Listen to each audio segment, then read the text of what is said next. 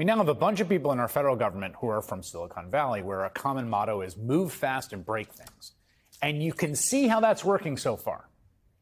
Journalist Michael Lewis probably understands this better than anyone, having written multiple best-selling books about Wall Street and Silicon Valley, and now the federal government and its civil servants, writing, Democratic government isn't really designed to highlight the individual achievement on unelected officials.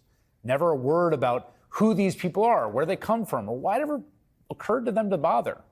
Nothing to change the picture in your head when you hear the word bureaucrat. Nothing to arouse curiosity about them or lead you to ask what they do or why they do it.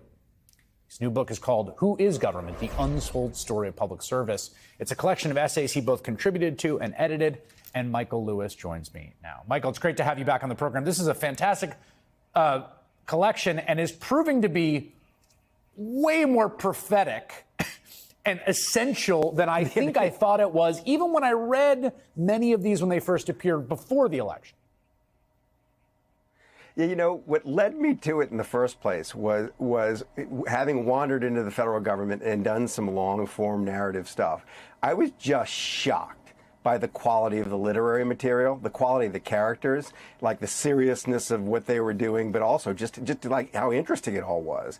And it was largely neglected. And there was this feeling that, you know, that every time I opened the door to a new department, I was discovering something that no one knew about, which is crazy, right? I mean, we should know our government.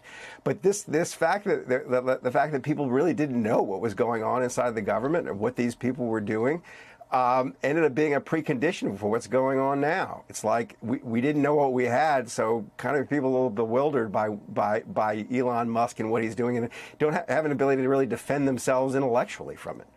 And in fact, I think you said in one interview that like half the people in the book have either been fired or basically lost their jobs, left, or been threatened with firing. You think about what they're, yes, and you think about what they're doing. I mean, it's a national archivist. It's a guy who figured out how to stop coal mine roofs from falling on the heads of coal miners, a thing that killed 50,000 American coal miners in the last century. It's a guy in the IRS who runs the cybercrimes division that yielded billions for the American government. And all of them are have either resigned, feel threatened, and very uncomfortable about like talking to the writers who wrote about them. So the environment's changed overnight. I mean, it was hard enough to get these stories before Trump came back, but now there's like this wall has gone up, and it's not like they're doing things that are wildly controversial. It's sort of things that I think any sensible person would say, God, thank God the government's doing that because no one else will. And there are thousands of things like this that we just sort of take for granted that, you know, that all of a sudden are threatened. You know, I've been thinking about you a lot with respect to this, and particularly that book you wrote in the first Trump administration called The Fifth Risk, because it has a really important insight that has really framed the way I think about this, which is it's government's job to kind of deal with existential risks or risks on a scale that no one else can deal with, like nuclear holocaust. That's like, there's no firm that's going to do that. There's no like startup app that's going to do it. That's the government's job. And it just seems to me that this different cultural views of risk is at the core of the story we're watching play out as Elon Musk brings his risk appetite into a federal government that has a totally different understanding of it. And if things go really wrong, it's not Elon Musk who's going to suffer. I mean, that's the thing. That the risks are spread very unevenly through the population, and so he's playing with fire, but he'll never get burned. It's like the rest of us get burned, and it is true that like this management of risk, this portfolio of risks, which is vast, that the government manages, and there are ones that are obvious, like pandemics or like nuclear weapons going off when they shouldn't. But there are a lot of ones that are just not that obvious. Like, I don't know, there's a $50 billion project in eastern Washington to try to clean up the plutonium waste from the plutonium that was created in World War II to build the bomb that was dropped on, I think, Nagasaki. And if that waste isn't cleaned up, it seeps into the Columbia River, and the whole Pacific Northwest is kind of spoiled. But there are things, so there's this portfolio of stuff, and mainly long-term projects. And there's just been, up till now, this assumption that the government will churn along and deal with the problem as it's dealt with the problem. And he's come in and stuck a wrench in all these things.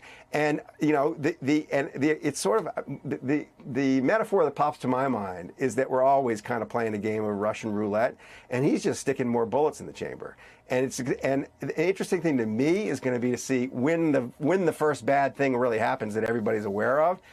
Are we able to connect it back in our minds to what they're doing now? Because we should. But there's going to be this counter narrative that a false counter narrative that they had nothing to do with it. Yeah, I mean, this is the big ones I think about all the time. You know, really front of mind because we lived through COVID is pandemics. Because we've got this bird flu situation. We've also got, there's a whole bunch of reasons to think that we're as exposed or even more to a pandemic. And also some kind of, catastrophic terrorist attack or catastrophic attack of some kind. Again, these are very difficult things to manage. It takes a bunch of things outside of your control. But ultimately, the things they're doing right now are increasing the risk of both of those things, obviously, every single day. Right. And in my mind, it's like, why have we allowed this to happen? And I think one of the reasons we've allowed this to happen is we've allowed this sort of really mindless stereotype about who the government worker is to infect our minds. I mean, it's sort of like we just accept this kind of portrait that gets tossed out of there, this wasteful, slightly fraudulent, faceless bureaucrat who's kind of unnecessary. And that these people have not been sort of dramatized and explained to the population, so they have no sense of who he's messing with when he goes in to mess with people. And it's in many cases like these incredibly mission-driven, highly expert, totally devoted people who are, stand between us and oblivion. And we should be, they're kind of the best among us. And the fact that we're treating them the way we're treating them is like, it's such an indictment of the society right now. It's poisonous. It can't last because society can't hold together if it's run this way.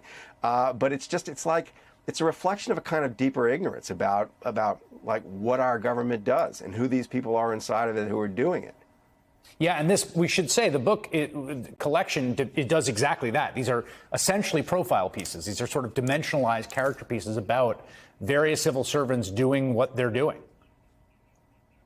So it's all this. I saw all this literary material, and I dragged in all these literary people to exploit it. It's mainly kind of novelist types, but we sort of just dropped them in and said, no brief. It's like, go find the story, and they were all of them were spoiled for choice. It was like they couldn't believe just how rich the environment was, and what they end up doing is sort of, with one exception, one of the writers, John Lanchester, actually takes as his character the consumer price index, right. And he explains like one of the things the government does is count stuff. Yeah. But the others pick these people, and you read it. And I don't think you can read it and say, when you put it down, that like government's useless.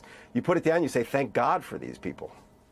Yeah, that's exactly the feeling I had when I read the series back before it was published, and just read the book with the new piece by Michael Lewis, who edited this anthology and wrote a new piece for it. Michael Lewis, thank you so much. It's called Who is Government? The Untold Story of Public Services. It is available wherever you like to get your books.